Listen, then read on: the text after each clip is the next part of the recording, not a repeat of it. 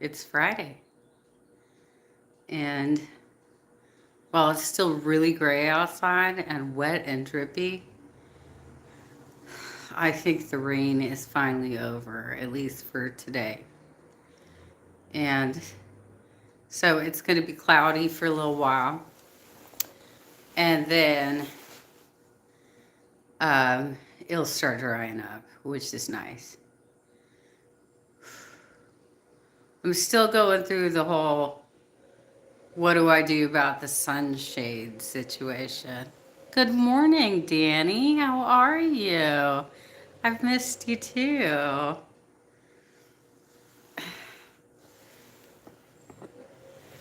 I have a friend who sent me this mug. It was somebody, I think like a producer that worked on Earl O'Farry Hutchison's show on KPFK.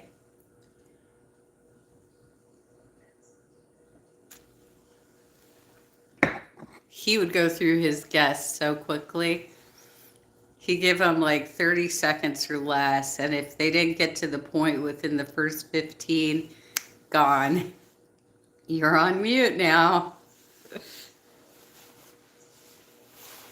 Anyway, let me see what you're saying here because my eyesight's not that great. I'm okay. This past month has been a mess. I went through a breakup.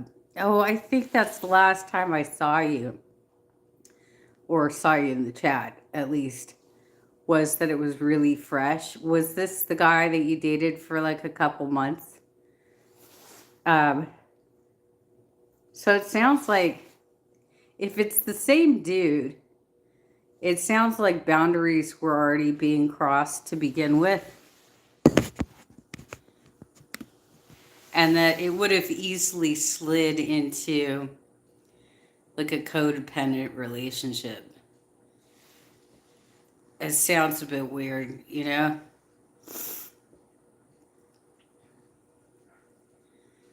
I don't know if you remember a while back, Danny.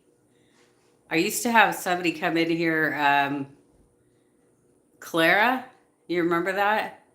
She used to always talk about working up in Costa Mesa and how she would catch me around lunchtime and watch my lunch live streams. After House of Hannibal dragged me on his panel, she stopped coming.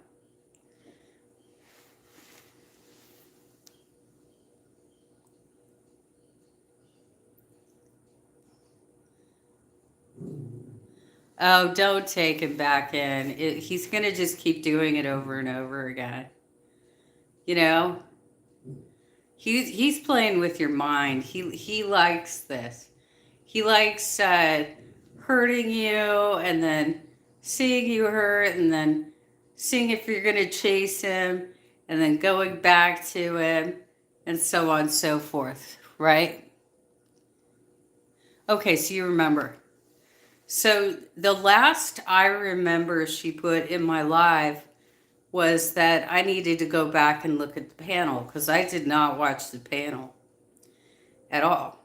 But I've heard enough about it now that I realized it wasn't about me.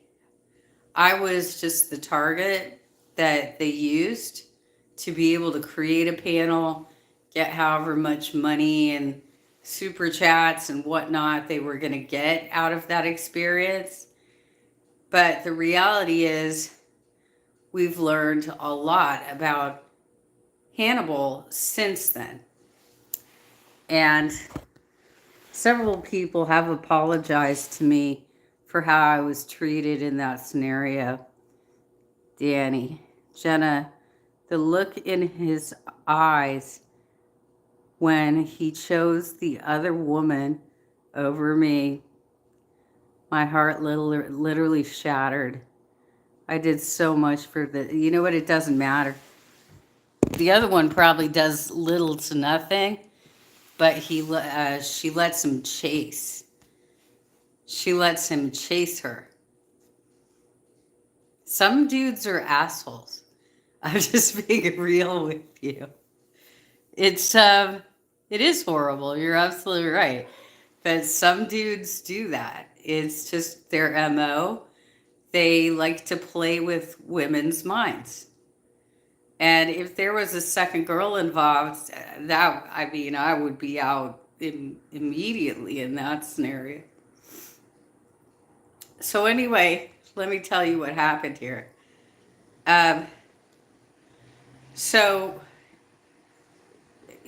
basically, they were projecting problems that Hannibal had onto me when I had that week been experiencing medical emergencies. I was in the ER earlier in the week, and I had a lot of leg collapses. I took a lot of falls. I even took one the last night that I was on his show. And I don't want to go back and look at it because I know what I said. And the only difference between me and the male panelist is my gender. And when he speaks, he's not interrupted like I was. So, but I wasn't just interrupted, I was like thrown off. And then they scheduled this whole panel to drag me, right?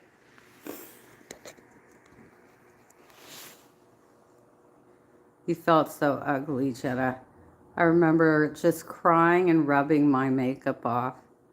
That's so weird. You're such a sweet soul. I don't understand why would anyone hate you. I've learned a lot since that happened, Danny. One of the things is that the topic I was speaking about was because they were talking about the ladies on TikTok who they have more children than they need already. They're drug addicts, or allegedly, and they beg for money to stay in hotels and buy food when in fact they're using that money to get drugs, allegedly, right? So that was the kind of content he liked to cover. But he also liked to delve into girl world once in a while, and that was generally when I would be on the panel, was to weigh in on stuff like that. But because he was talking about one of these ladies who was getting older, and well, how is she going to get more food stamps? I guess she would have to have more kids to get more food stamps. And that's when I started in, and I said that would be very difficult at her age. She's not a healthy woman. She's not seeking medical care for anything like that. I doubt she goes to an OBGYN regularly. And her hormones are not going to be in the right place at this age. That was when I realized Kalari C she was in the chat, right? And she had been setting up for a grift that she was trying so hard to have another baby. She has I think, a teenage son. And she and her new partner want to have a baby together, or at least so they say. But it seems pretty clear now with all the grifting fundraisers and stuff that she put out there, the animal shelter, helping immigrants become naturalized, having explosive diarrhea and needing help with their medical bills. Just tons and tons of weird shit was going on not only on her channel, but other parts of the internet. And this whole idea that somebody on SSI disability was going to try and have a baby in her 40s who, as far as I know, was not experiencing any care or prep for this, was certainly too obese to actually make it happen. And um, so as soon as Trump got elected, she said, "That's it. Life is ruined." Look, I'm blue. I am Democrat through and through. I was a political organizer. You can go through my playlists and see all the walking that I did um, recently, because it's not representative of all the walking I've done. But I was out there, knocking on doors, getting measures on the ballot, and working my ass off. So I realized two things. One was that she was lying about volunteering for the Democratic Party. She certainly wasn't. She basically was part of K-Hive, which is an online troll factory. And she made up this story that she wanted to have a baby so that she could start up another GoFundMe and then probably have some sort of tragic story of miscarriage or, something like that, right? But what we found out about Hannibal, and why I say they were projecting his problems towards me, is that he had a very severe drinking problem. And apparently they can't tell the difference between a foggy head from a medical condition versus slurred words. Really just can't even figure out what's going on in the conversation. I have now seen some back footage of how drunk he would get on those panels. But by the end of the year, he had been arrested twice for beating up women. The first one, he split her lip, allegedly. The second one, he dislocated her shoulder. And Kalari is one of the people who still hasn't apologized to me. And she even doubled down and called me a racist. And the worst thing that I had said about Hannibal was that he was a misogynist. That was the worst thing I said, because I didn't know he had a drinking problem. You know what I'm saying? I had no idea that was going on. So why would I, just make willy-nilly accusations about somebody like that? But apparently there are a lot of people out there who would do that, who would make up willy-nilly accusations about anybody they see online. I guess I'm thinking about this for two reasons. I started watching some of Monty's material, and he's going real deep, because apparently that particular side of GORLworld, it's a pretty dark side of reactors who cover what's going on. And mostly they cover the other reactors that they're jealous of, who make more money than them. He's been doing a lot of coverage of some of these people who have been pushing a lot of aggression, a lot of hate, and a lot of spun stories, lies, essentially. But they get involved in each other's real lives. They're calling police departments and all kinds of stuff. So I've been watching that, and one of his old clips came up and showed exactly what it looks like when he was drunk streaming. It looked pretty sad.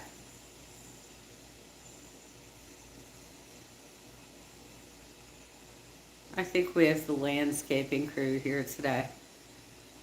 It's probably the first day since maybe Tuesday that they could even get anything done. Speaking out of the outdoor space, I mentioned this. Um, they still want me to put something else up for the shade cover. But when I had the dog trainer come over to work with Sally, he pointed out to me that the balcony banisters that they put up with the building.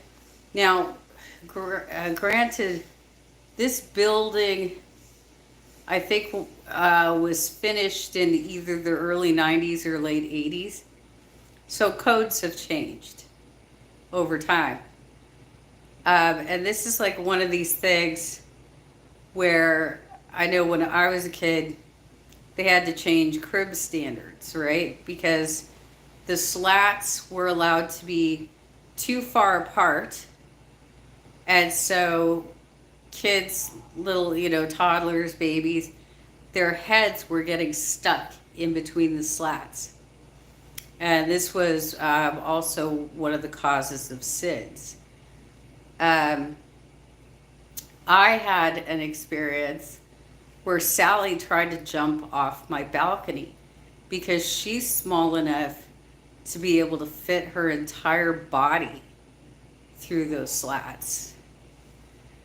So I got an email from the property manager saying, hey, we have some men who'd be willing to come over and help you take down this structure with the shade on it.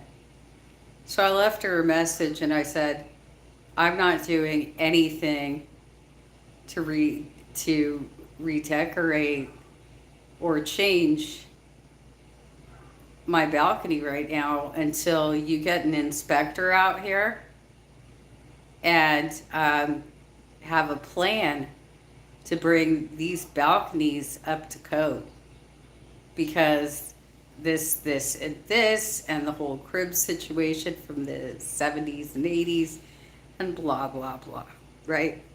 So I haven't heard back because she probably has to take the whole thing to the next HOA meeting and make them make a decision. Now, this is not a yes or no, we're going to do this. This is a legal requirement. They have to do it, right?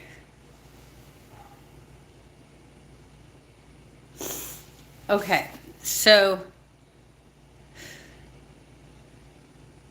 I was watching Sin and Sass, and because they also were talking about this whole TikTok thing because Chantel brought it up again, trying to excuse herself for her little shit.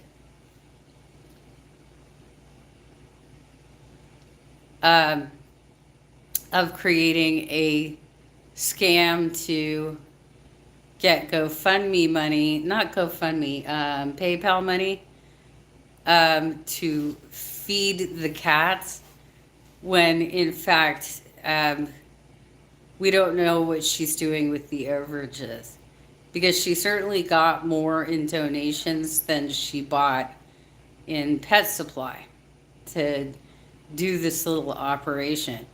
And we have seen her go for lots of fast food mukbangs recently. She can't even remember how many times she's been to the same place. So the video they were looking at was from when Marty had passed away, and had a memorial asking his family was asking, friends and relatives to please donate to an organization called Paws, which helps stray animals, right? As soon as she found this out, she started the scam, and she started doing mukbangs calling them fast food funerals. The first one was a KFC fast food funeral, full on with the colonel and a tombstone. So this was clearly a jab at Marty. They have a back history. Not going to go into that, but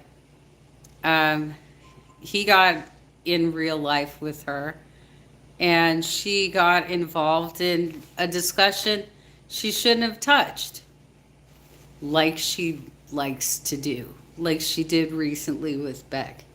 But now she's stepped into something that she can't really get out of, because everybody's pissed at her for what she just fucking did. And we're keeping track of basically how much did you spend, because we know you gained this much in donations, and that was just day one. So we don't know how much she gained after that, right? She's putting herself in dangerous situations. She's littering all over the place at the same time as saying Kuwait is completely clean. There's no litter. There's no homeless people, nothing, right? It's gross. It makes it difficult to cover her. I do once in a while, but I've also had so many side effects from my recent stay in the hospital. And the confusion surrounding the follow-up of that. So I'm still very uncomfortable from what they did to me there, trying to make me have a colonoscopy and drink a bunch of sludge. That was on Wednesday. Let's see. The first, I don't have a calendar in front of me.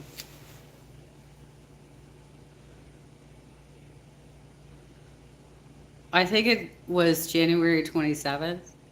I think that was Wednesday that I was forced to drink the sludge. And mind you, the days leading up to that, the lead doctor told me that I had to stay because my blood didn't look good, and they wanted to do more exploratory work on me, and I had not done what was necessary to prepare for the procedure. But this was quite literally the first time he told me what I needed to do to prepare for the procedure. So I tried. I was given 6 hours to down a gallon of sludge. I got down 3 liters of it. Ever since that happened, first of all, I gained 23 pounds of water weight in the 6 days that I was in the hospital. And then the 27th was Wednesday. I was not released until Friday evening.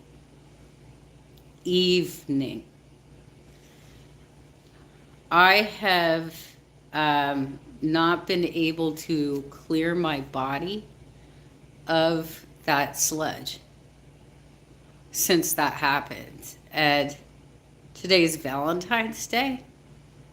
So we're talking 2.5 weeks later. I still can't flush my system. I have extremely painful bowels, tight muscles. My abdomen has been overworking to try and get me up and down and up and down. I lost a lot of just basic movement being stuck in the hospital. So I could barely walk by the time I came out. Um, and I'm trying to regain my strength from that experience. Whew. It was rough. Just even like trying to cook a meal in the kitchen, like doing the Super Bowl. I made some chili dogs and stuff. That was even a challenge. That was hard.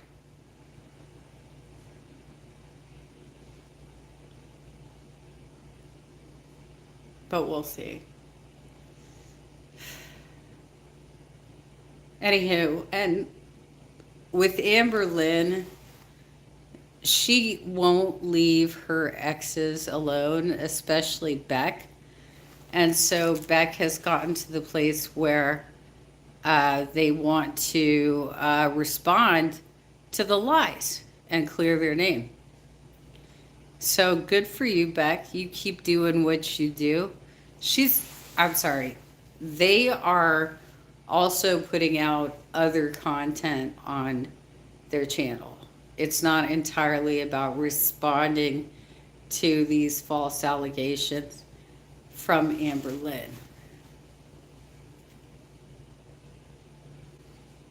But of course, Chantel had to nose her way into that one too, because she thinks that um, the big fatties who are on GORLworld need to stick together. Amber Lynn doesn't give a shit about you, Chantel. She really doesn't. She's not going to be your white and shining armor. She doesn't give a shit what's going on with you. And given how tumultuous your life is, she probably wants to stay the fuck away from it. She wants to stay the hell away from that bullshit. So, as it stands right now, I'm just waiting for Survivor to hit the air again, because that's my favorite trash TV. And happy Valentine's Day, everybody. It's been very cold. The sun is finally going to come out. And it's been very hard to sleep. I did finally get a new heating pad. And here's something interesting. It's like a weighted heating pad. It's too heavy. When I have it on my legs, I have a lot of difficulty moving my legs. Like if I need to go to the bathroom or something, right? So I have to, and it has to be held and moved a very specific way, right? Plus, little Miss Sally over here likes to curl right up right there, or she likes to curl right up right here. So I'm trying to give myself enough space so I can move and get on my merry way. Anyway, I'm just doing a Friday check-in. One of the other things that Sid and Sass brought up was the algorithms they get on TikTok. Full disclosure, I do not have TikTok. And that's because of a company that I used to work for. We basically avoided any company that was owned by China, period. Because they were trying to get into our servers between 20 and 30,000 times per day. And every year we had to do a training on corporate espionage because they try and get in there and get company secret. So I left that platform alone. But I have seen the clips, and if you want to see one that's really in my opinion, pretty poor taste. Um, it's in my Eugenia playlist. She had been occasionally battling this guy. I think his name was Musa or something like that. And she was so racist to that guy. It was, I think there was two or three of these battles that I got, and they're in my Eugenia folder. What the two were saying today is that the dude, I forget if he's Sin or if he's Sass or I don't know. He's getting prompted to look at a lot of Indians. I don't know if he's necessarily getting the nationality or ethnicity correct, but from what I saw of Eugenia, she was getting a lot of like Syrian camp refugees. And she'd do the same thing. She would get really racist about it. So, oh, I did see, if you have a little bit of time, who clipped this together? It might have been Beck. Oh, you know who I think summarized it pretty well? Was Karina Kaboom. That Jordy did a open Q&A for his fan base, his subscribers, to ask Beck anything. And there is a drawing that pops up in that video where Jordy says something like, I don't want to look like a death, something, whatever. And the drawing comes up and it looks like Jeffree Star as a heavy smoker, much older. It's pretty funny, you guys. You should check it out. Morning, Michael. Hello from Poland. Hi. I'm in SoCal. We're just starting to dry out from a 3-day storm. I haven't looked at the news yet to see if there were mudslides, but hopefully we fared well. I'm about an hour from LA, so I'm not near any of the burn scar areas. But thank you for visiting me this morning, and thank you, Danny, as well. I got to wrap this up because I got to take all the pills that they gave me, which is a twice-a-day affair. Maybe I'll stop by later after I've watched Monty's next live stream, because I'm curious like where he's going with it. We'll see how that goes. All right, you guys have a happy Friday, a happy Valentine's Day. Spend it with someone you love, whether that be your significant other or a family member or a loving pet. You do you. Take care, everybody.